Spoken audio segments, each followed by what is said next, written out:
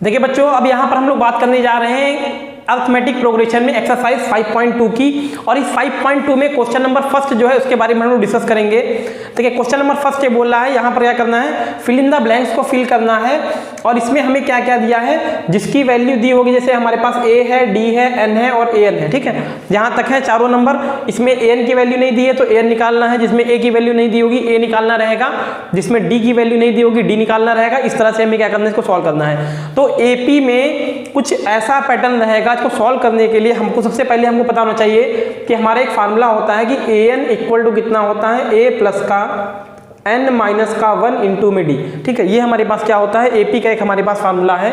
तो an की value हमें यहाँ नहीं गिवन है, तो an को हम लोग ऐसे ही लिख देंगे प्लस a की वैल्यू हमें पता है कितनी है, 7 है, तो यहाँ हो जाएगा 7 प्लस n माइनस का 1, तो n माइनस का 1, यहाँ पर n की वैल्यू कितनी है, n की वैल्यू हमें दी हुई है 8, तो यहाँ पर क्या कर देंगे, n की वैल्यू को 8 फिल करेंगे, माइनस का 1, और d की वैल्यू कितनी है हमारे पास है 3, तो d की वैल्यू को हमने 3 यहाँ तक लिख लिया।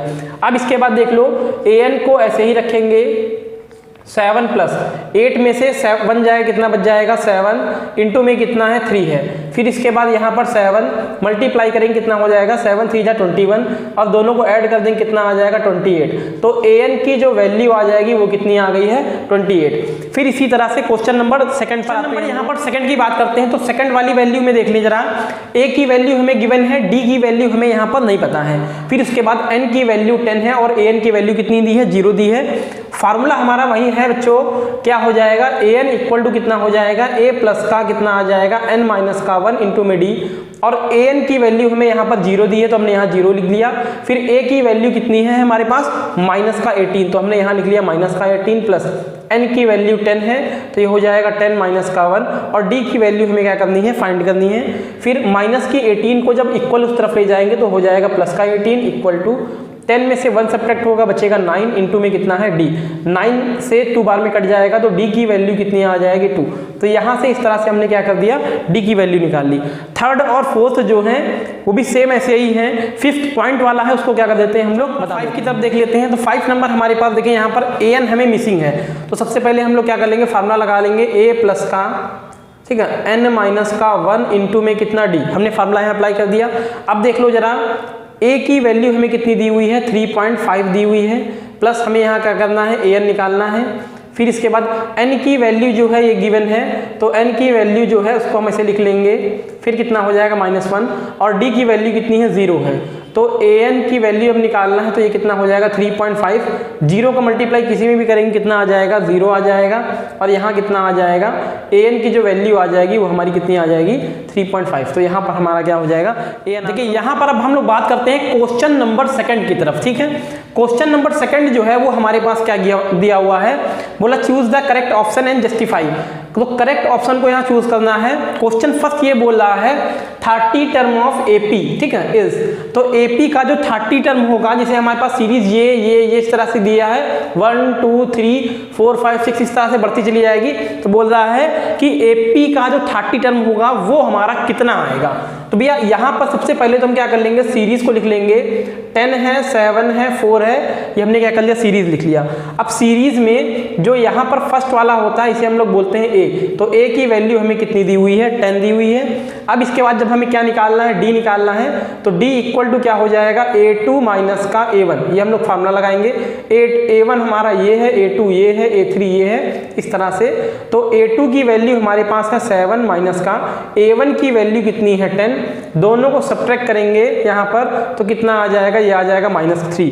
D की वैल्यू पता हो गई, A की वैल्यू पता है, 30 टर्म का मतलब हो जाएगा N की वैल्यू हमें पता है कितनी है, 30 है। तो अब हमें क्या करना है, यहाँ AN निकालना है। तो देखो जरा, AN निकालना है तो फार्मूला हम लोग लगा देंगे, AN इक्वल टू कितना हो जाएगा, A प्लस का n माइनस का 1 इंटू में D, यहाँ से हम लगाएंगे फार्मूला। तो A की AN हमें निकालना है, मतलब A 30 की वैल्यू निकालनी है। A की वैल्यू हमें कितनी दी हुई है, यहाँ पर 10 है, प्लस का n माइनस का 1, n की वैल्यू हमें यहाँ पर कितनी दी हुई है, 30 है, माइनस का 1, और D की वैल्यू यहाँ पर कितनी है, माइनस का 3 है। फिर इसको हमें सॉल्व करना है, तो A 30 की वैल्यू आएगी, यहाँ पर है 10, 30 में यहाँ पर 1 जाएगा, कितना बच जाएगा, ये हो जाएगा 29, और मल्टीप्लाई में कितना है, माइनस का 3, ठीक है। अब यहाँ से क्या कर लेना है, हमें मल्टीप्लाई कर लेना है, A3 equal to 10 plus minus यहाँ पर हो जाएगा माइनस, ठीक है। यहाँ पर आ गया कितना आ गया 87। तो A30 की जो वैल्यू आ रही है वो सब्ट्रैक्ट करने पर कितना आ जाएगा माइनस का 77। तो यहाँ से माइनस 77 मतलब ऑप्शन जो है वो सी हमारा क्या हो जाएगा, आंसर आ जाएगा। इसी के बाद इसका बी पार्ट जो है उसको हम लोग यहाँ बात कर लेते हैं। क्वेश्चन नंबर सेकंड की 5.2 में सेकंड का सेकंड पार्ट हम लोग देखते हैं। यहाँ पर बोल रहा है 11th term of AP series, है ना। तो ये सीरीज दी हुई है, बोला इसका 11 टर्म निकालो। तो 11 टर्म निकालने सबसे पहले हमने क्या कर लिया, सीरीज लिख लिया। ये है माइनस का 3, माइनस कितना है 1/2 है, और कितना है 2 है, इस तरह से। तो एक बात याद रखो, ये पहला वाला टर्म जो होता है इसे बोलते हैं A1, फिर ये क्या है A2 है, फिर ये क्या है A3 है। तो A1 जो होता है वही हमारा A होता है। तो यहाँ A की वैल्यू कितनी आ गई, ये हो गई माइनस का 3, और D की वैल्यू कितनी हो जाएगी, ये हो जाएगा A2 माइनस का A1। तो A2 की वैल्यू कितनी है, यहाँ पर है माइनस का 1/2, माइनस A1 की वैल्यू कितनी है, यहाँ पर है माइनस का 3, ठीक है। तो यहाँ हो जाएगा माइनस का 1/2, माइनस माइनस हो गया प्लस 3 अपॉन में कितना आ गया 1 आ गया। अब दोनों का एलसीएम ले लेंगे, तो एलसीएम कितना आ गया, एलसीएम आ जाएगा 2, यहाँ पर आ जाएगा -1, यहाँ पर 2, और कितना हो जाएगा 6। सॉल्व करेंगे कितना हो जाएगा 5/2, ठीक है, क्योंकि ये बड़ा है और ये छोटा है तो इसलिए साइन किसका आ गया, प्लस का आ गया। ए आ गया हमारे पास, डी आ गया हमारे पास। एन की वैल्यू हमें पता है कितनी है, एन की वैल्यू है 11 है। अब हम लोग क्या कर देते हैं, फार्मूला लगा देते हैं। देखो सब हमने फार्मूला लगाया यहाँ पर, यहाँ देख ले ये फार्मूला हो जाएगा an इक्वल टू कितना हो जाएगा, a प्लस का n माइनस का 1 इंटू में कितना आ गया d। a 11 हमें निकालना है, तो a 11 इक्वल टू a की वैल्यू कितनी है, यहाँ पर है माइनस का 3 प्लस का n माइनस का 1। n की वैल्यू कितनी है, यहाँ पर 11 है माइनस का 1, और d की वैल्यू हमें कितनी दी हुई है, d की वैल्यू हमारी आई है 5/2। तो यहाँ पर कितना हो जाएगा 5/2, फिर ये कितना हो जाएगा माइनस का 3 प्लस 11 में से 1 जाएगा, कितना बचेगा 10 इंटू में कितना आ जाएगा 5/2। 2 से कैंसिल कर लेंगे, कितना आ जाएगा 5। तो ये हो जाएगा माइनस का 3, 5 5 जा कितना हो गया, यहाँ पर 25 आ गया। दोनों को सब्ट्रैक्ट करेंगे कितना आ जाएगा 22। मतलब A11 की जो वैल्यू आ गई वो हमारी कितनी आ जाएगी 22। तो हमारा ये क्या आ जाएगा, आंसर आ जाएगा। क्वेश्चन नंबर यहाँ पर हम लोग बात करते हैं, थर्ड की बात करते हैं। एक्सरसाइज हमारा 5.2 का क्वेश्चन नंबर थर्ड जो है AP सीरीज में हम लोग बात करते हैं। देखो क्वेश्चन थर्ड हमें क्या दिया हुआ है, बोल रहा है यहाँ पर 2 है, फिर बॉक्स है, फिर कितना है 26 है। इसमें क्या करना है, मिसिंग टर्म जो है हमें वो बताना है, ठीक है। इस AP सीरीज में मिसिंग टर्म जो है हमें वो बताना है। तो सबसे पहले हम लोग देखो यहाँ पर क्या करेंगे, क्वेश्चन नंबर फर्स्ट देखते हैं। क्वेश्चन नंबर फर्स्ट ये कह रहा है कि हमारा 2 है, फिर हमारे पास ये बॉक्स है, फिर कितना है हमारे पास 26 है। तो हम जानते हैं ये हमारा A1 होता है, ये A2 होता है, और ये कितना होता है A3 होता है, ये हम जानते हैं। A1 जो होता है वही हमारा A होता है। तो A1 इक्वल टू A, ये हमें कितना दिया हुआ है, यहाँ पर 2 हमें गिवन है। A2 हमें क्या करना है, निकालना है। और A3 की बात करें तो यहाँ हमारे पास A3 इक्वल टू कितना है 26 है। तो ठीक है, हम यहाँ लगा देते हैं, फार्मूला लगा देते हैं। an equal to a plus का कितना हो जाएगा n माइनस का 1 इंटू में d, और a3 यहाँ क्या निकालना है, a3 इक्वल टू क्या लिख दिया हमने, a3 लिख दिया। a3 इक्वल टू a की वैल्यू कितनी है 2 है, प्लस यहाँ कितना हो जाएगा 3 माइनस का 1, और d की वैल्यू हमारी कितनी है हमें नहीं पता, ठीक है, d की वैल्यू हमको नहीं पता। a3 की वैल्यू हमें कितनी है 26 गिवन है। तो यहाँ पर a3 की वैल्यू हम कितनी रख देंगे 26 इक्वल टू 2 प्लस का 2 माइनस 3 माइनस का 1 कितना हो जाएगा 2d। 2 को उधर भेजेंगे तो यहाँ कितना आ जाएगा 26 माइनस का 2 इक्वल टू कितना हो जाएगा 2d। सब्ट्रैक्ट करेंगे कितना आ जाएगा 24 इक्वल टू 2d। 2 से कैंसिल करेंगे कितना आ जाएगा 12। तो d की वैल्यू हमारे पास कितनी आ गई, d की वैल्यू हमारे पास आ गई 12। अब जब 12 आ गई है तो हमें सेकेंड टर्म निकालना है। तो A2 इक्वल टू कितना हो जाएगा, A1 प्लस का कितना होता है D होता है, क्या होता है A2 equal to A1 plus का D, और A1 की वैल्यू 2 है और D की वैल्यू कितनी है यहाँ पर 12 है। तो यहाँ से कितना आ जाएगा, ये आ जाएगा 14। तो हमारा ये सेकंड वाला टर्म कितना आ जाएगा, यहाँ पर आ जाएगा 14, ठीक है, ये आंसर आ गया। अब इसके बाद हम लोग यहाँ पर क्वेश्चन नंबर सेकंड है उसको देख लेते हैं। अब हम लोग बात करते हैं क्वेश्चन नंबर सेकंड की। तो सेकंड क्वेश्चन हमारे पास क्या किया हुआ है, बॉक्स 13 और फिर यहाँ पर इस तरह से ना, इसको हमने यहाँ नोट कर दिया है। देखो हम यहाँ जानते हैं कि फर्स्ट वाला हमारा कितना होता है A1 होता है, ये कितना होता है A2 होता है, ये कितना होता है A3 होता है, ये कितना है हमारे पास A4 है। हमने यहाँ पर नंबर कर दिया A1 A2 A3 A4।